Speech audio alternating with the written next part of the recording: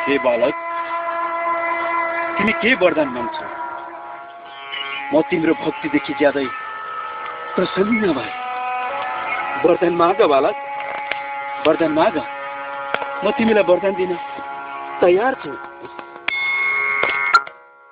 गुरुदेव, मेरो तपस्याबाट तपाईँ प्रसन्न हुनुहुन्छ भने मलाई यस्तो वरदान दिनुहोस्।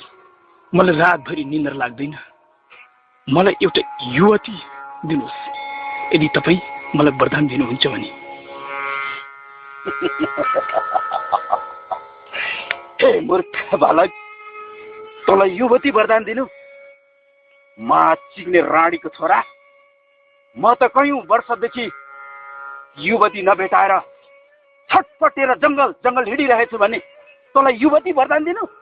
मा चिग्ने रानीको छोरा, त्यो युवती अहिले मैले पाउनु भने म त्यसलाई यस्तो चिग्ने थिएँ, यस्तो चिग्ने थिएँ, यस्तो चिग्ने थिएँ, त्यसको पुच्चीमा मेरो लाडो हाल्ने थिएँ। तब त कति मिठो हुन्थ्यो।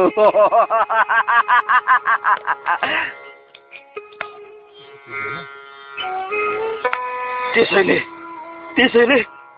अब मैले युवतीलाई त चिक्न पाइन।